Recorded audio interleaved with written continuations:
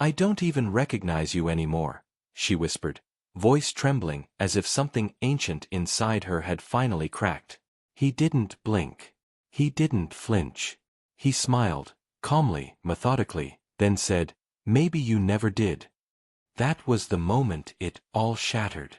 Not because he said something cruel, but because in that cold, calculated smile, she saw it, the real him.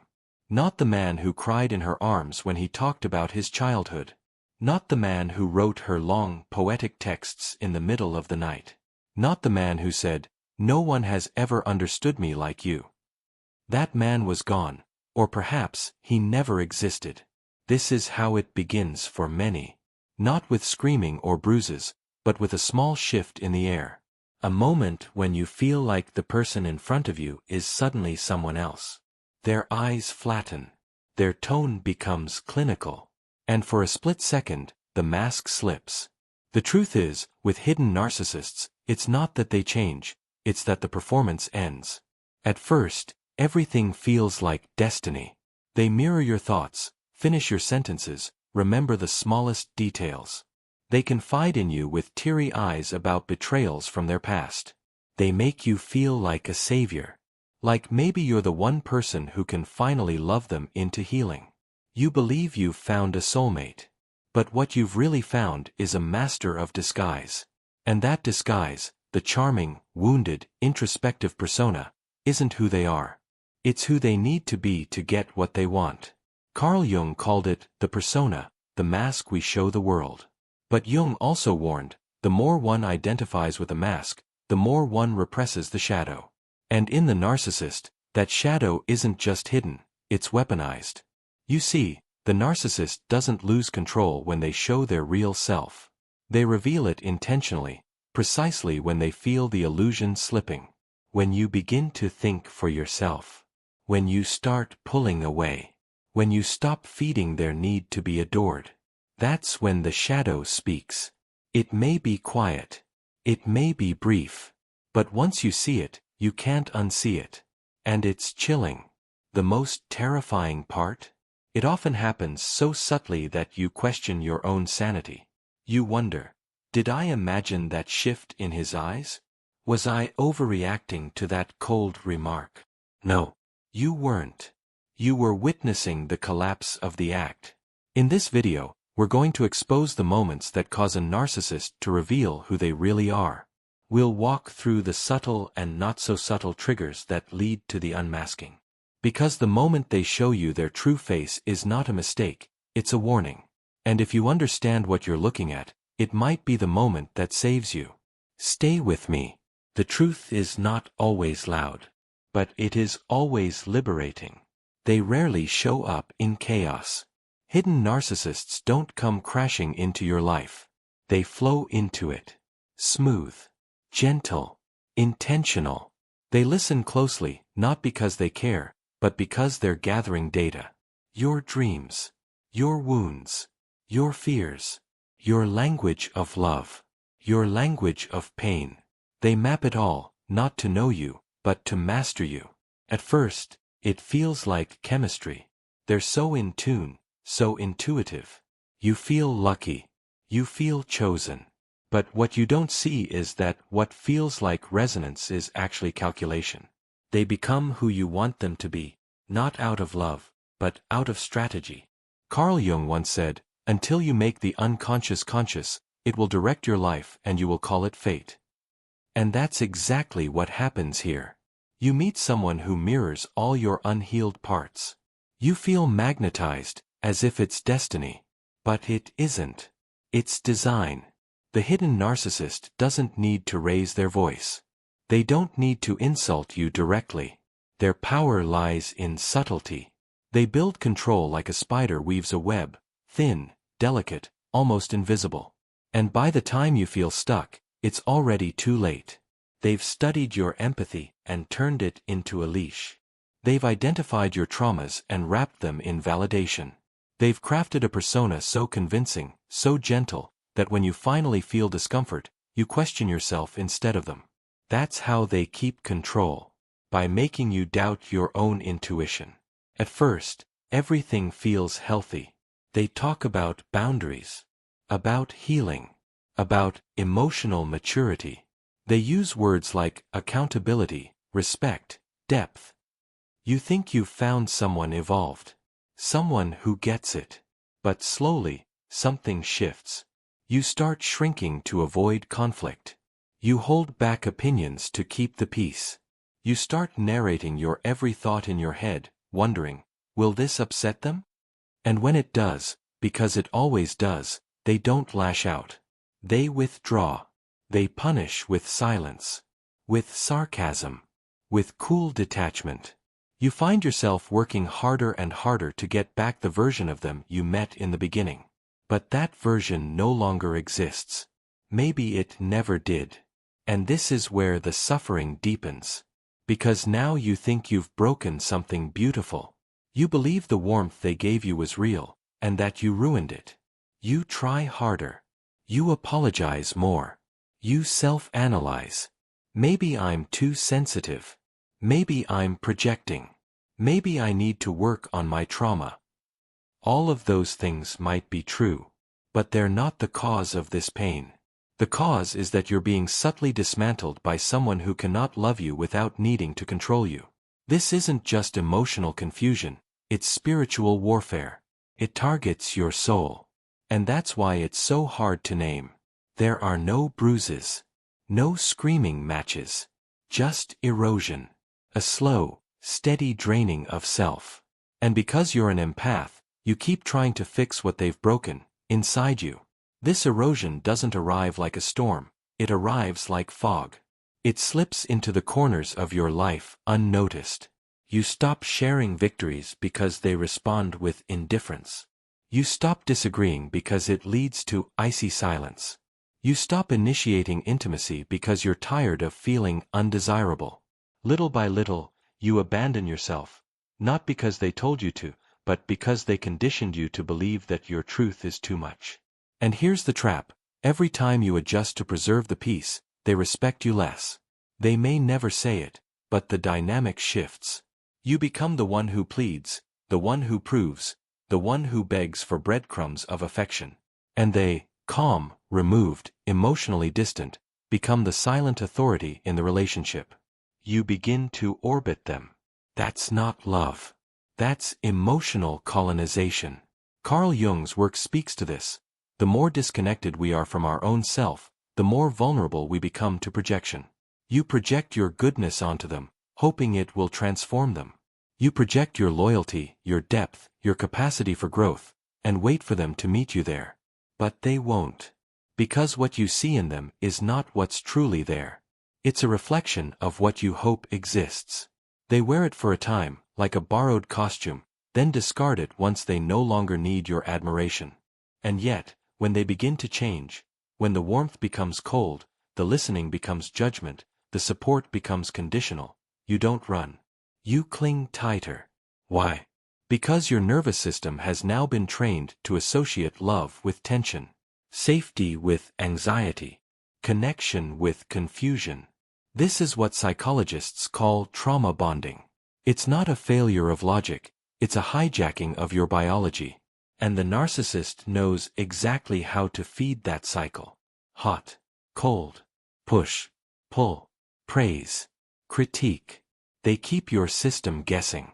And while you're spinning in emotional disorientation, they remain still, calculated, in control, never breaking character unless you threaten their image. So what triggers the narcissist to finally show their real self? Not your anger. Not your sadness. But your awakening. The moment you begin to question, to slow down, to observe instead of react, something shifts. You see the mask. You sense the performance. And if you look close enough, you catch that flicker in their eyes, the one that says, you weren't supposed to wake up. That's when the persona cracks. That's when the shadow slips through. But most people don't see it clearly the first time. They justify it. They rationalize it. He was tired. She was triggered. Everyone has bad days. And that's what keeps you stuck. Because the narcissist doesn't drop the mask by accident. They drop it when they think they've secured your loyalty, when they believe your empathy will override your instinct. But if you're listening now, really listening, something inside you is already shifting. You're not overreacting. You're awakening. So what exactly makes a narcissist drop their mask? What is it that causes them to reveal their real, raw, unfiltered self, often in flashes so brief that you wonder if it ever happened? The answer is both simple and terrifying. It happens when they feel they are losing control. And control, for a narcissist, is oxygen. When they sense they can no longer control your perception of them, when the fantasy starts to collapse, they react. Not to restore the relationship, but to restore their dominance. And in that moment, the shadow slips through. Carl Jung described the shadow as everything the ego refuses to acknowledge about itself. The narcissist's shadow is a deep well of insecurity, envy, rage, and shame. They've buried it for so long behind a perfectly curated persona. But when triggered, that repression becomes explosive. And it often starts with something deceptively small. Trigger number 1. You set a boundary. You say, calmly, I need space. Or, I won't be spoken to like that. You expect dialogue, maybe even discomfort, but not destruction. Instead, you're met with a chilling shift. The charm drains from their face. The warmth disappears. And in its place, disdain. A look. A phrase. A pause too long. Wow, they say. You're really full of yourself now, huh? What just happened wasn't about your tone. It was about your sovereignty. By asserting a boundary, you reminded them that they don't own you. And for someone who thrives on dominance, that is intolerable. Trigger number 2. You see through the manipulation, and say so. Perhaps you finally connect the dots. You realize how often they twist your words, how they bait you into apologizing for your own feelings. And one day you name it. You say, it feels like you're trying to guilt me into doing what you want. There's a pause. A long, loaded silence. Then they smile, not with amusement, but contempt. You've been reading too many self-help books, they say. You used to be so kind. In that moment, you're not dealing with their persona anymore. You're staring into the face of someone who has spent a lifetime building an identity that cannot tolerate exposure. Trigger number 3. You stay calm while they provoke. The narcissist pushes your buttons. They goad, mock, minimize. It's a test, one they usually win, because they know how to get a rise out of you. But this time, you don't bite. You stay grounded, detached. You respond with clarity instead of emotion. You say, I'm not going to engage with that. And suddenly, their expression hardens. Because when you don't react, you starve them. You cut off their supply. One woman described this moment clearly. He called me cold and robotic. Said I was heartless. But all I did was refuse to yell back. That's the irony. Emotional maturity, to a narcissist, looks like betrayal. Because it dismantles their power dynamic. Each of these triggers chips away at the narcissist's illusion. And what fills that vacuum isn't humility. It's rage. But this rage doesn't always come in the form of shouting. Sometimes, it's covert, dismissiveness, ghosting, silent treatment. Other times, it's manipulative, crocodile tears, victim stories, dramatic exits. But all of it is smoke. Smoke meant to obscure the fire underneath, the panic of being seen without control. Another trigger that shatters the narcissist's mask is surprisingly mundane, when you stop idealizing them. This doesn't mean you suddenly hate them. It means you begin seeing them as human, flawed, ordinary, limited. You stop hanging on every compliment. You don't light up when they walk in the room. You respond with neutrality instead of admiration. And to someone who feeds off being adored, this is a threat. One woman recalled saying, I disagreed with his opinion during a group dinner. Just once. Later that night, he told me I embarrassed him and questioned whether I was loyal. That wasn't about the opinion. It was about her disrupting the script. She stopped being the audience, and in doing so, she exposed the fragility of his role as the star. Trigger number 4. You connect deeply with someone else. It could be a friend, a mentor, even your own therapist. The narcissist starts noticing that you're smiling more, that your energy feels different. You're laughing at texts they didn't send. You're glowing, and it's not because of them. That's when their insecurity surfaces. Not through vulnerability, but through sabotage. I don't trust that friend of yours, they might say. Or, ever since you started therapy, you've been acting distant. These comments aren't casual, they're seeds of doubt.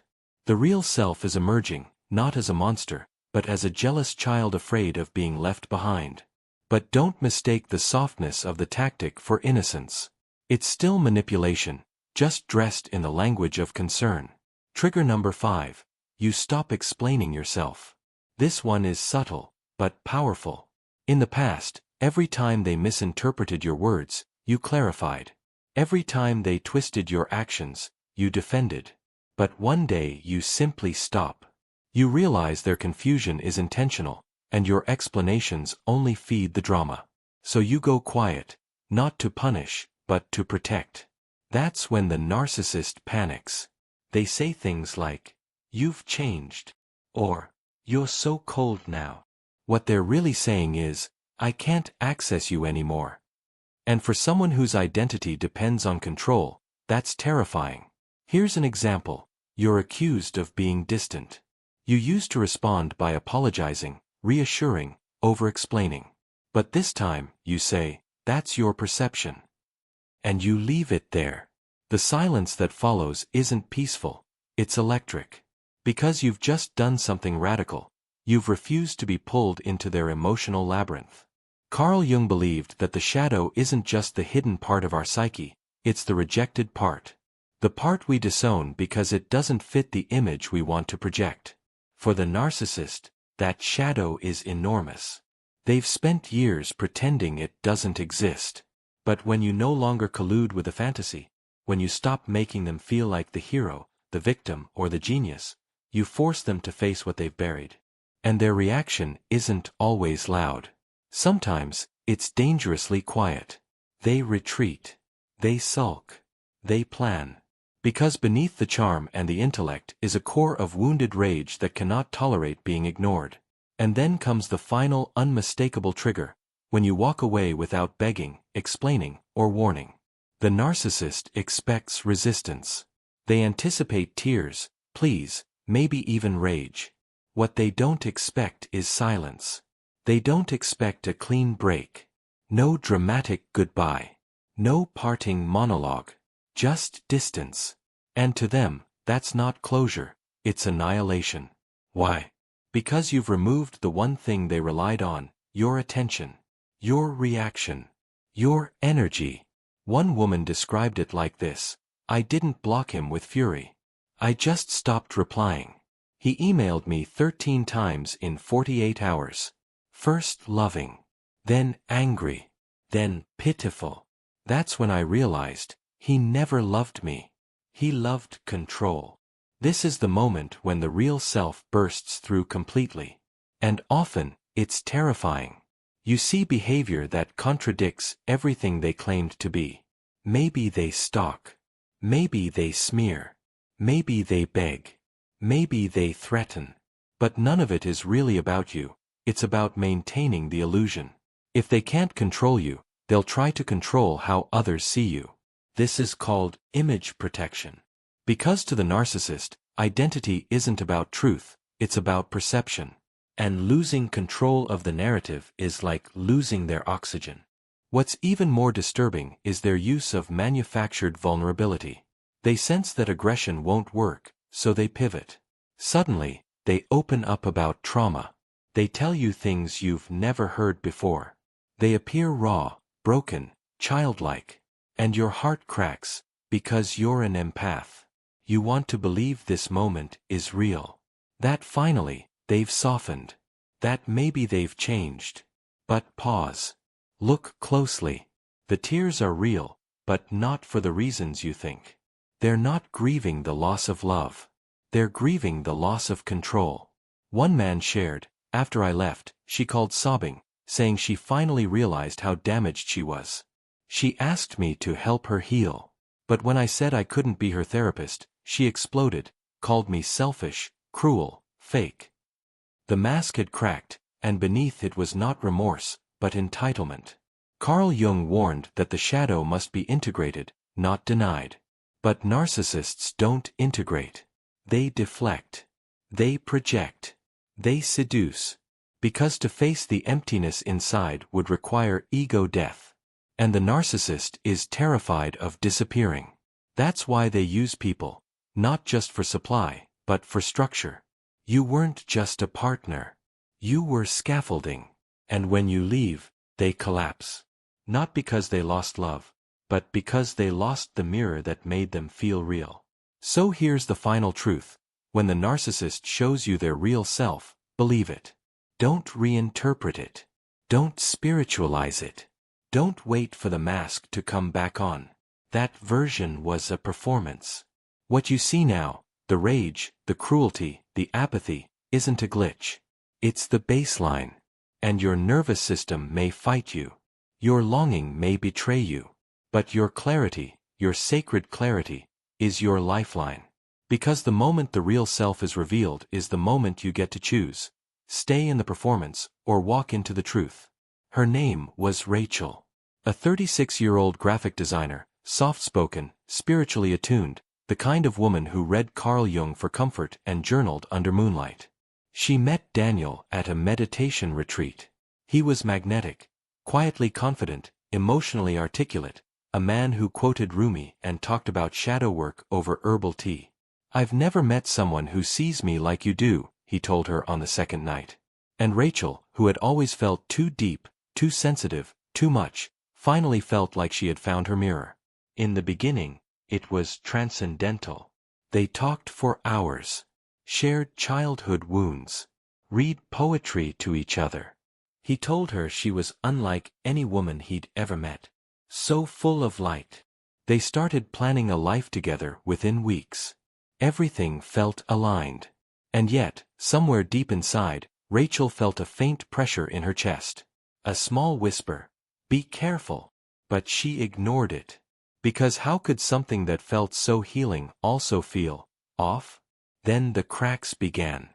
Small ones. He forgot her birthday but made it sound poetic. "I don't believe in marking time, I live in the eternal now." When she expressed hurt, he responded with disdain cloaked in spirituality. "You're still reactive. I thought you were more evolved than that." It was never overt. Never brutal. Just enough to make her question her own growth. Just enough to make her work harder to rise above. Because if she reacted, she failed. If she doubted, she wasn't conscious enough. If she cried, she was unhealed. Rachel started changing in ways she couldn't explain. She stopped talking to close friends. "They're not on the same vibration," he'd say. She stopped posting her art online. "You should create for spirit, not ego," he'd gently remind her. She deleted old pictures of herself because he said she looked too performative. And slowly, the woman who had once been full of expression became a quiet version of herself, waiting for permission to be visible. The emotional pendulum was dizzying. One day, he called her a divine mirror. The next, he disappeared for days and returned with vague explanations about needing to sit with his wounds. When she asked questions, he said she was projecting. When she pulled away, he flooded her with affection. When she got close, he criticized her language, her tone, her very energy. But never with malice. Always with calm, with spiritual jargon, with the voice of a teacher. That's what made it so confusing. He didn't scream. He didn't hit. He just unmade her. It wasn't until a rainy Tuesday in early November that the mask fully slipped. They were sitting on the couch. She had made him soup, lit candles, tried to create warmth. She asked him, gently, if he would be willing to attend a couples therapy session, not because she blamed him, but because she felt like she was disappearing. He didn't raise his voice. He didn't scowl. He simply said, "Wow. You're really not who I thought you were." Then he stood up, left the apartment, and didn't come back for 3 days. That was the moment something in Rachel cracked, not in despair, but in clarity. It wasn't the abandonment that hurt most. It was the chilling realization that she had spent months trying to convince a mask to love her. And the real person behind that mask wasn't confused. He wasn't broken. He was deliberate. He knew exactly how to wrap cruelty in soft words, how to use silence as punishment, how to use healing as control. It wasn't accidental. It was precision. That night, Rachel didn't cry. She opened her journal and wrote a single sentence: "I am done explaining myself to someone who benefits from my confusion." Then she began to act, not dramatically, but deliberately. She deleted every message thread, every voice memo, every late-night love note. She unfollowed his friends. She backed up her design portfolio and changed the password on her cloud. She logged into their shared meditation group and left without announcement. Then, the hardest part, she blocked him. Not out of revenge. Out of protection. Because she knew if she left even one crack open, he'd slip through it with apologies, poetic regrets, or worse, vulnerability. The days that followed weren't filled with liberation. They were filled with doubt. Her hands trembled. Her stomach ached. There were moments she almost unblocked him, just to hear what he'd say. But every time that urge rose, she returned to what Jung said: people will do anything, no matter how absurd, to avoid facing their own soul. She had done that. She had used him to avoid the parts of herself that longed to be chosen. Now, she was choosing herself. And then, like clockwork, he returned, not physically, but digitally. A string of emails. First, a poem. Then, a confession. "I've realized I have deep abandonment issues. You triggered that in me. Can we talk?" The language was familiar. The hooks subtle. He spoke of healing, of how much he missed her light. But Rachel had already seen behind the curtain. And when you've seen the real self, you cannot unsee it. She didn't reply. Not because she was angry, but because she had nothing left to explain. Her silence was not punishment. It was reclamation. The kind of silence that grows out of clarity, not avoidance. Still, the emails continued, some pleading, some accusatory. "You abandoned me when I needed you most.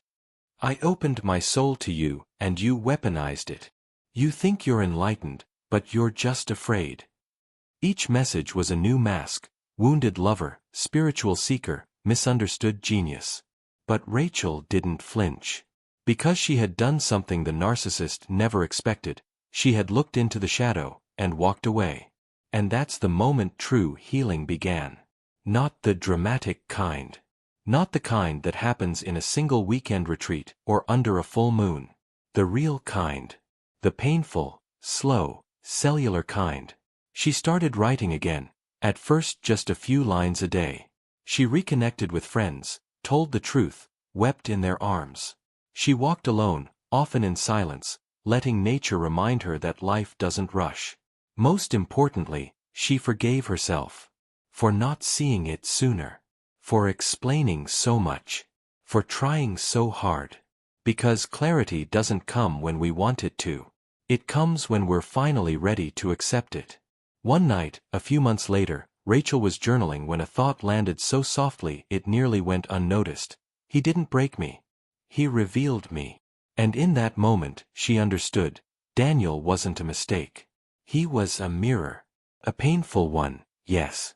But a mirror that showed her every place she still sought approval, every place she had abandoned her own voice for someone else's validation. And now, she was listening to herself again. Not just her mind. Her body. Her intuition. Her spirit. Rachel never spoke to Daniel again. Not because she hated him. But because she had nothing to retrieve. The story was over. The lesson, complete. She no longer needed closure from him, because she had given it to herself. Her story is not extraordinary. It's not even rare. It is the silent journey of thousands who wake up one day and realize that the person they thought would save them was actually the one keeping them asleep. And in waking up, they lose the illusion, but find the self. If you've seen the mask slip, if you've felt the chill behind the charm, if you've doubted your own memory to preserve the fantasy, you're not alone. You're not weak. You're waking up. And like Rachel, your clarity will cost you. But what you gain will be worth everything you leave behind.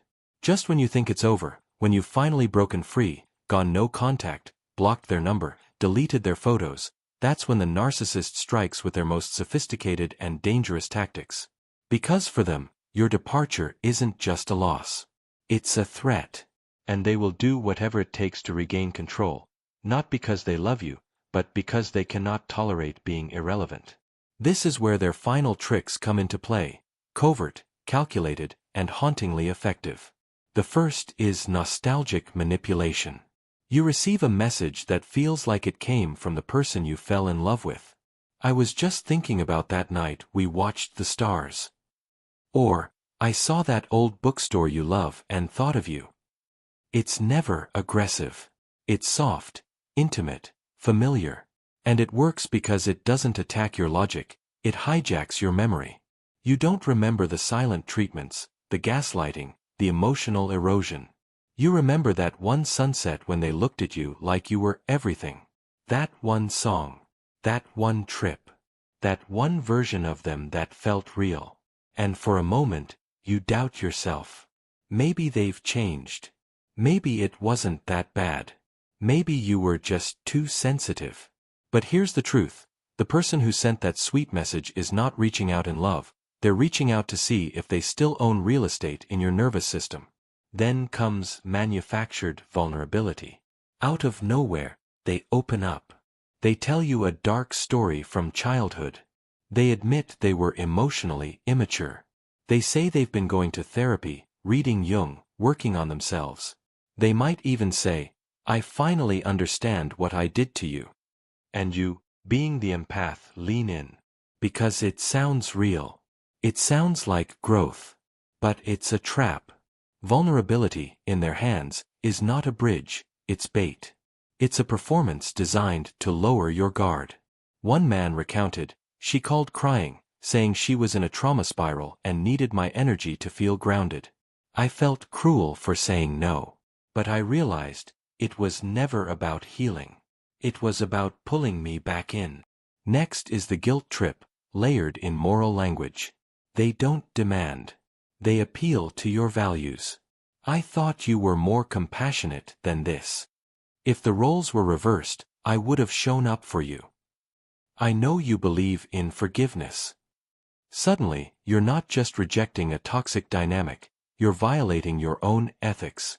And that's where they win. Because the empath doesn't want to be the villain. So you respond.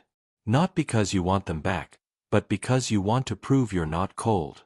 And once you open that door, even a crack, they slither through. Not to reconnect, but to reassert dominance.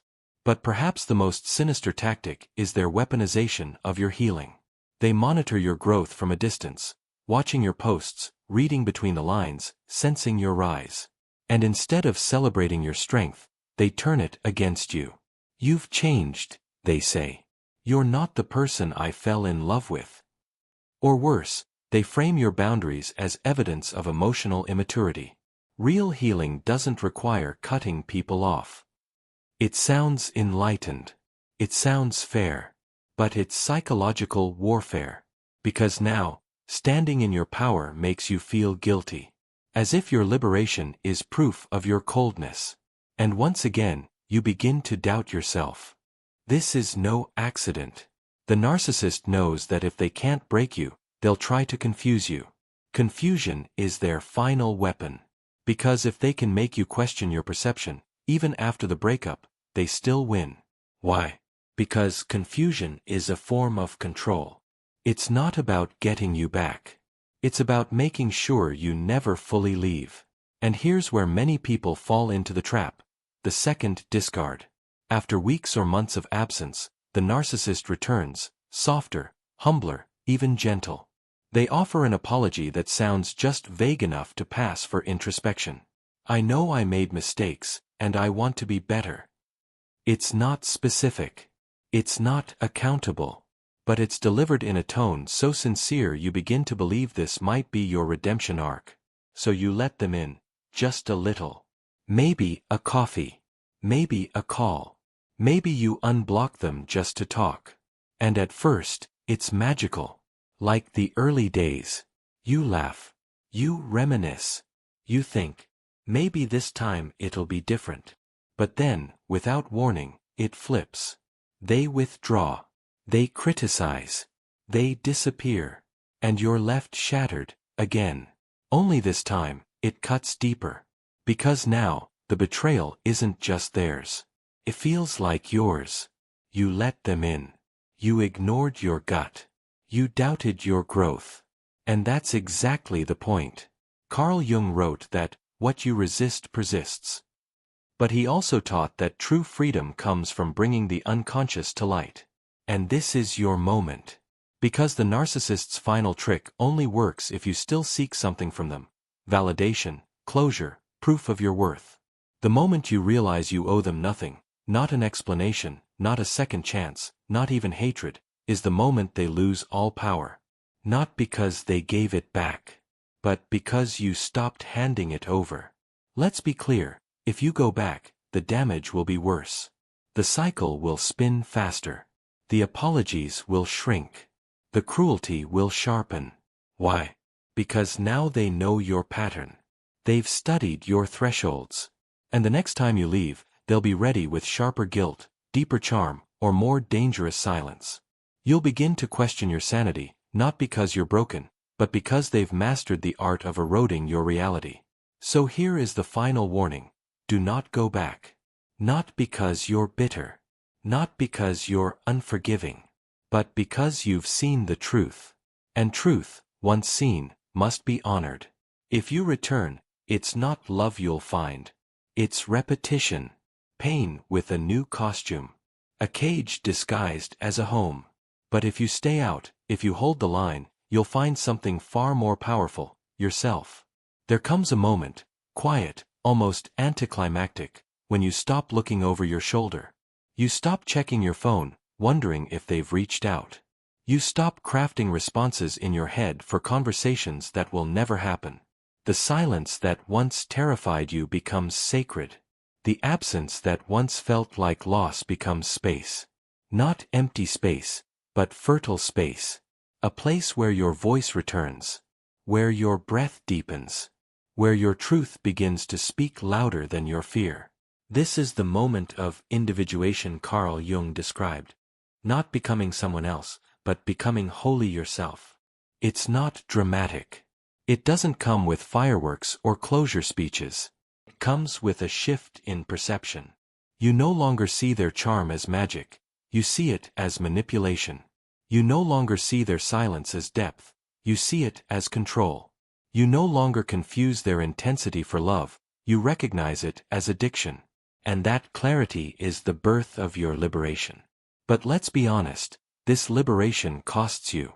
It costs you the fantasy, the belief that they would change, the hope that the love you gave would one day be returned in kind.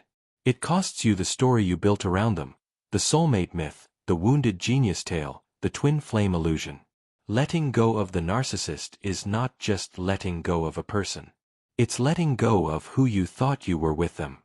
The empath, the fixer, the redeemer, the one who could love them whole. And when that identity dissolves, it feels like grief. Not just for the relationship, but for the version of you that believed it was love. And yet, this grief is sacred. Because it clears the debris. It burns the illusion. It awakens the part of you that never needed them in the first place. That still, small voice you silenced to keep the peace? It gets louder. That body you ignored when it screamed, something's wrong? It starts to trust you again. That knowing you buried under compassion? It rises, and it roars. But this is not just about escape. This is about return. Return to your center. Your values. Your vision. Narcissists don't just take your energy, they distort your compass. They convince you that up is down, love is pain, and doubt is betrayal. So healing isn't just about feeling better. It's about remembering what's real. What's yours? What's sacred? And here's the part they don't tell you. Your healing will trigger the narcissist more than your pain ever did. When you cried, they felt powerful. When you begged, they felt adored. But when you walk away, not in anger but in peace, they panic. Because peace is power. Silence is power. Indifference is power. And nothing threatens the narcissist more than losing their ability to control your emotional weather. You begin to notice things. The way you breathe easier in solitude. The way your laughter sounds different, unforced, full. You rediscover pleasures that require no audience. Reading, walking, cooking for yourself. You begin creating not to impress, but to express. And slowly, you become someone they no longer recognize. Someone you almost forgot existed. That's the most beautiful revenge. Not spite, not retaliation, but resurrection. But before you disappear from this story entirely, there is one last truth to carry forward. The narcissist was not a detour. They were a mirror. A teacher in disguise. They showed you every place you still sought love outside yourself. Every wound still unhealed. Every pattern still unconscious. And now you get to decide, will you repeat it, or will you integrate it? Carl Jung wrote, your vision will become clear only when you look into your heart. Who looks outside dreams, who looks inside awakes. You've looked inside. You've faced the dream and the nightmare. And you've awakened, not to bitterness, but to truth. Not to hate, but to discernment. Not to vengeance, but to sovereignty.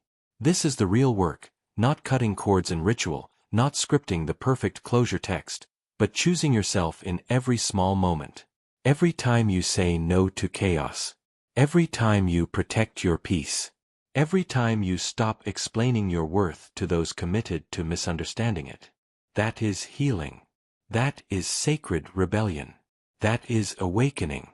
So here is your final call, not to battle, but to clarity. You are not here to be a reflection for someone else's ego. You are not here to be reshaped, reduced, or rewired by someone who fears your depth. You are not here to suffer for love. You are here to remember who you are beneath the conditioning, beneath the stories, beneath the scars. And when you remember, truly remember, no one can ever use your heart against you again. You've seen the mask. You've survived the shadow. Now, walk forward with your light intact.